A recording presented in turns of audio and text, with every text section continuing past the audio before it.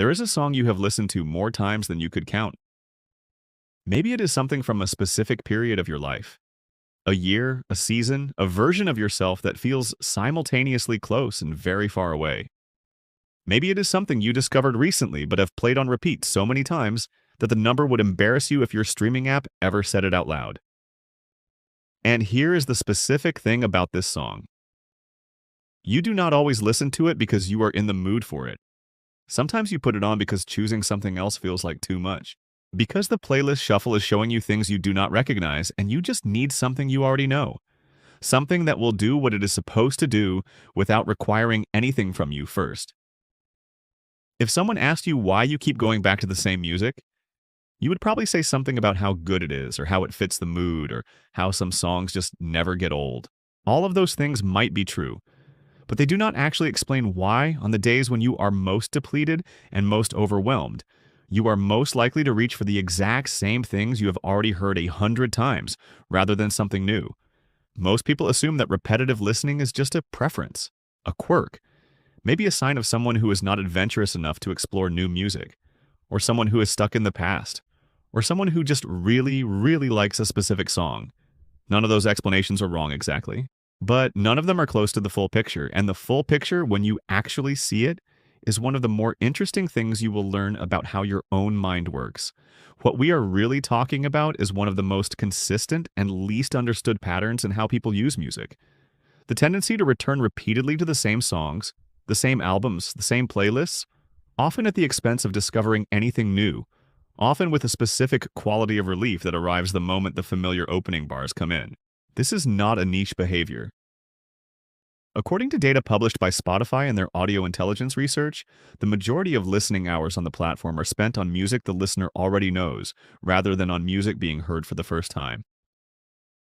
In an environment with over 100 million tracks available, most people choose the catalog they have already built. Not because the new music is not good, because the familiar music is doing something specific and necessary that new music literally cannot do. And understanding what that is changes how you think about why you listen to what you listen to. Here is the neuroscience, translated out of research language into something that actually describes the experience. Your brain is an extraordinarily energy-intensive organ. It accounts for roughly 2% of your body weight and consumes approximately 20% of your daily caloric energy. And one of the primary ways it manages that metabolic expense is by aggressively favoring cognitive fluency. The ease of processing familiar information over the effort of processing unfamiliar information. When your brain encounters something it already knows, a song it has heard dozens of times, whose structure it has completely mapped, whose shifts and progressions it can anticipate before they happen, it processes that information with dramatically less effort than it processes something new. Psychologists call this the mere exposure effect, first documented extensively by Robert Zionk in the 1960s and replicated consistently across decades of subsequent research. The basic finding is that familiarity itself generates preference, independent of the quality of the thing being encountered. Your brain does not just tolerate familiar stimuli more easily. It actually rewards familiarity with a dopaminergic response, a small but real neurochemical signal that says this is safe, this is known, this is good. Every time a familiar song hits the exact note or transition your brain has already mapped, there is a tiny dopamine release. Not because the song is objectively better than an unfamiliar one, because recognition itself is pleasurable. Because knowing what is coming next, in a world where most things are unpredictable, is a form of relief. Now layer on top of that the specific conditions of modern life, because this is where the pattern stops being about music and starts being about something much larger.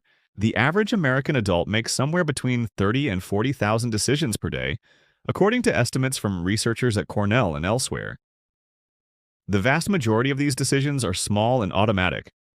What route to walk, what to order, what to respond to first. But even small decisions consume cognitive resources. And by the time most people reach the middle of their afternoon, or arrive home at the end of a workday, or sit down to whatever is supposed to be their relaxation time, they have been making decisions continuously for hours. The cognitive tank is not empty, but it is significantly depleted. And in that state, the brain's preference for ease over novelty goes from a mild bias to an overwhelming one. This is the specific moment when 100 million songs becomes not a resource but a burden. The paradox of too much choice is well documented in behavioral psychology. Barry Schwartz's research on what he calls the paradox of choice shows that beyond a certain number of options, the act of choosing stops feeling like freedom and starts feeling like work. When you are already cognitively depleted and your streaming app presents you with an infinite library, the decision architecture of that moment is genuinely exhausting. Every new song requires your brain to evaluate something it has no prior model for. It has to process new rhythm patterns, new melodic structures, new production qualities, new lyrical content. It has to decide whether it likes something it has never heard before, which requires comparison and evaluation, and the construction of preference in real time.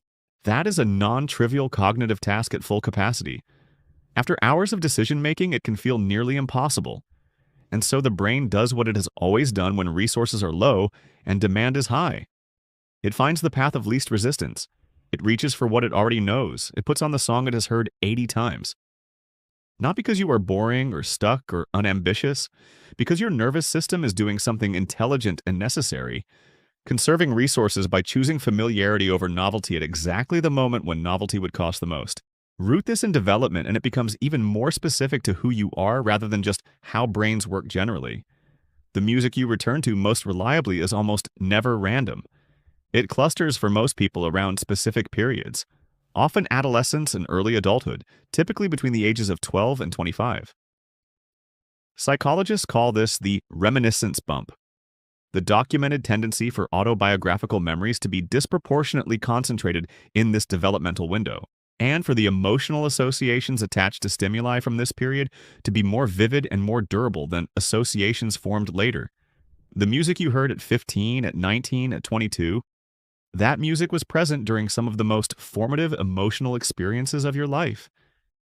It was playing when you felt things intensely for the first time, when you were building your understanding of who you were, what mattered to you, how the world worked, and the neural pathways that connected those songs to those feelings were laid down in a brain that was simultaneously more plastic and more emotionally activated than the brain you have now. They were encoded deeply. They were encoded with feeling. And because of that, they have a retrieval power that music you discovered at 35 or 40 simply does not have. The familiar song does not just sound good. It immediately makes available a specific emotional state that your nervous system has visited hundreds of times before and knows exactly how to inhabit. This is not worse than other ways of relating to music. It is not better either. There are people who process novelty as rewarding rather than costly, who find the discovery of a new song more satisfying than the revisiting of an old one, whose nervous systems are calibrated toward exploration rather than comfort. That orientation has its own strengths and its own costs. Neither is the correct way to listen. The person who builds a small catalog and visits it deeply is not less sophisticated than the person who explores constantly. They are doing something different with the same resource. And what the comfort listener is doing is actually something worth naming clearly, because it is rarely named with any accuracy. They are using music as a mood regulation technology. Not casually, deliberately, not consciously, always, but functionally. They are outsourcing part of their emotional management to an auditory environment whose effect they can predict with near certainty.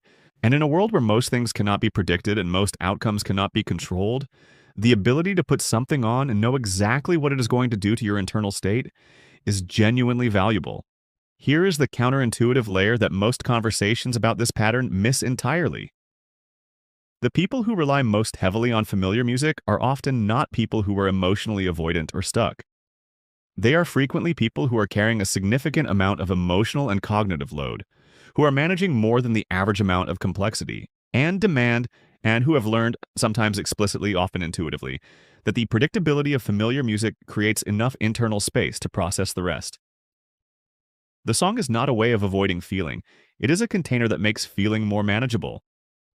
The specific emotional state it reliably produces is not an escape from whatever is happening.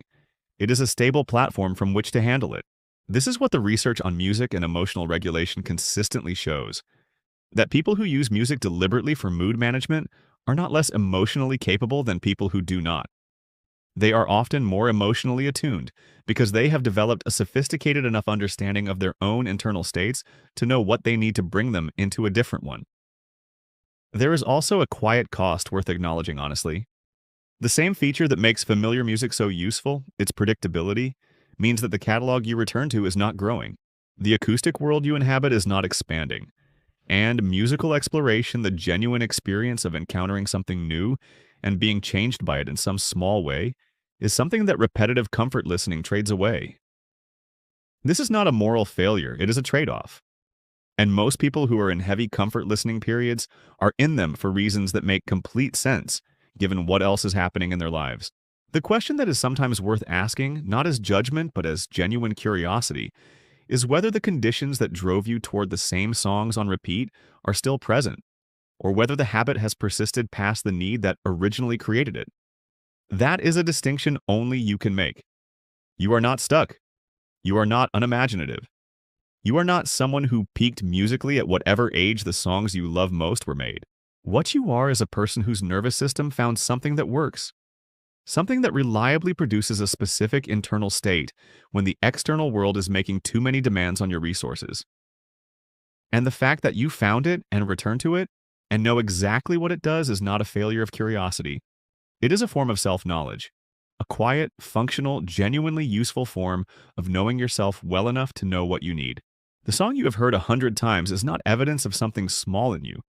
It is evidence of a brain that learned what it needed, built a reliable path to it, and returns to that path when the terrain elsewhere gets difficult. That is not a quirk. That is intelligence expressed as habit. And the next time you catch yourself putting on something you have already heard 100 times, you will know exactly what that is.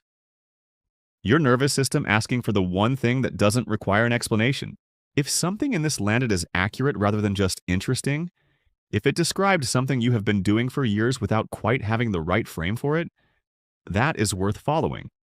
The way you use music is connected to something larger about how you manage your inner world, how you relate to familiarity and change, and what your nervous system has learned it needs in order to feel safe enough to function. There is a whole architecture beneath this one habit. And if you are curious about the rest of it, there is more here. Dear viewer, if you found value in this video, like it and share it with friends and family. Subscribe to our channel and turn on the bell icon so that you will be notified every time we upload a new video.